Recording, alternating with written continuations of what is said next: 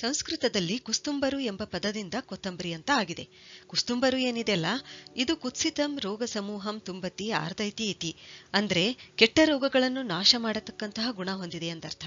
ಧಾನ್ಯಕ ಎಂಬ ಪದದಿಂದ ಹಿಂದಿಯಲ್ಲಿ ಧನಿಯಾ ಅಂತ ಆಗಿದೆ. ಆದ್ರಿಂದಲೇ ನಾವಿದನ್ನ ಧನಿಯಾ ಅಂತ ಕೂಡ ಕರಿತೀವಿ.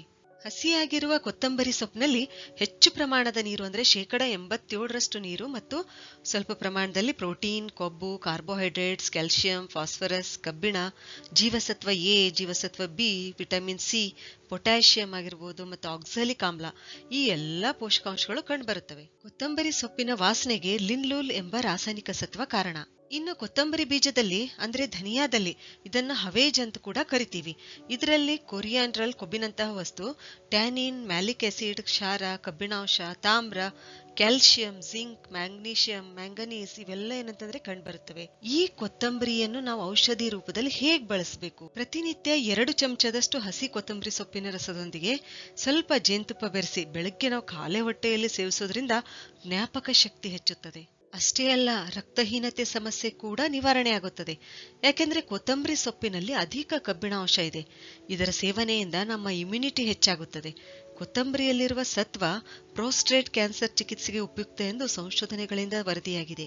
ಹೆಚ್ಚು ಉಷ್ಣದಿಂದ ಮೂಗಿನಿಂದ ರಕ್ತಸ್ರಾವವಾಗುತ್ತಿದ್ರೆ ಅಂತಹ ವ್ಯಕ್ತಿಯನ್ನು ಮಲಗಿಸಿ 1-2 ಹನಿ ಕೊತ್ತಂಬರಿ ಸೊಪ್ಪಿನ ರಸ ಮೂಗಿನ ಹೊಳ್ಳೆಗೆ ಹಾಕಿದ್ರೆ ರಕ್ತಸ್ರಾವ ನಿಲ್ಲುತ್ತದೆ. ತಾಜಾ ಕೊತ್ತಂಬರಿ ಸೊಪ್ಪನ್ನು ಚೆನ್ನಾಗಿ ಅಗೆದು ತಿಂದ್ರೆ ಬಾಯಿಯ ದುರ್ಗಂಧ ಏನಿದೆಲ್ಲ ಅದು ದೂರವಾಗುತ್ತೆ.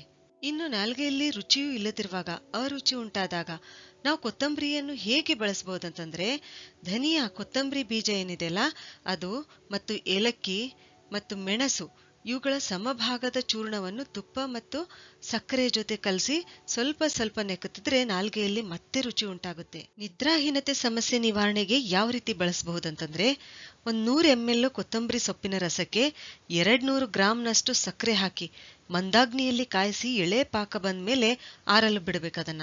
ಆಮೇಲೆ ಅದರಲ್ಲಿ ಸ್ವಲ್ಪ ಪಚಕರ್ಪೂರ ಸೇರಿಸಿ ಈ ಪಾಕವನ್ನು ನಾವು ಸಂಗ್ರಹಿಸಿಟ್ಕೊಳ್ಬೇಕು. ಈ ಔಷಧಿಯನ್ನು ದಿನಾಲು ರಾತ್ರಿ 2 ಚಮಚದಷ್ಟು 1 ಗ್ಲಾಸ್ ನೀರಿಗೆ ಹಾಕಿ ನಾವು ಕುಡಿಯುತ್ತಿದ್ರೆ ಸ್ವಲ್ಪ ದಿನಗಳಲ್ಲಿ ಏನಾಗುತ್ತೆ, ನಿದ್ರಾಹೀನತೆ ಸಮಸ್ಯೆ ನಿವಾರಣೆ ಆಗುತ್ತೆ. ತಡೆಮೂತ್ರ ಮತ್ತು ಉರಿಮೂತ್ರ ಸಮಸ್ಯೆ ಇದ್ದಾಗ ಅರ್ಧ ಚಮಚದಷ್ಟು ಧನಿಯಾ ಪುಡಿ, ಸ್ವಲ್ಪ ಕಲ್ಸಕ್ರೆ ಬಿಸಿ ಹಾಲಿನಲ್ಲಿ ಹಾಕಿ ಕುಡಿದ್ರೆ 3-4 ದಿನದಲ್ಲಿ ಏನಾಗುತ್ತೆ, ತಡೆಮೂತ್ರ ಮತ್ತು ಉರಿಮೂತ್ರ ಸಮಸ್ಯೆ ನಿವಾರಣೆ ಆಗುತ್ತೆ. ಕೊತ್ತಂಬರಿ ಸೊಪ್ಪಿನ ರಸದ ಸೇವನೆಯಿಂದ ಮೂಲವ್ಯಾಧಿ ಸಮಸ್ಯೆ ಕಂಟ್ರೋಲ್ಗೆ ಬರುತ್ತೆ.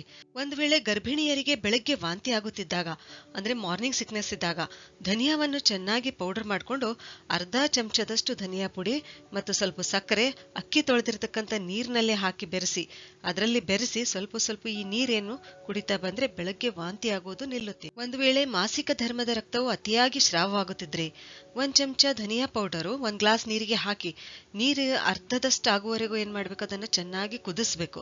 ಆಮೇಲೆ ಅದನ್ನ ಶೋಧಿಸಿಕೊಂಡು ಅದರಲ್ಲಿ ಒಂದ್ ಸ್ವಲ್ಪ ಕಲ್ ಸಕ್ಕರೆ ಹಾಕಿ ನಾವು ಕುಡಿತಾ ಬಂದ್ರೆ ಏನಾಗುತ್ತೆ, ಅಧಿಕ ರಕ್ತಸ್ರಾವ ನಿಲ್ಲುತ್ತೆ. ಧನಿಯಾ ಪುಡಿಗೆ ರಕ್ತದಲ್ಲಿನ ಗ್ಲೂಕೋಸ್ ಪ್ರಮಾಣ ಕಡಿಮೆ ಮಾಡುವ ಗುಣ ಕೂಡ ಇದೆ. ಸರಿ, ಹಾಗಾದ್ರೆ ಮುಂದಿನ ವಿಡಿಯೋದಲ್ಲಿ ಮತ್ತೊಂದು ಉಪಯುಕ್ತವಾದ ಮಾಹಿತಿಯೊಂದಿಗೆ ಭೇಟಿಯಾಗೋಣ. ಧನ್ಯವಾದಗಳು.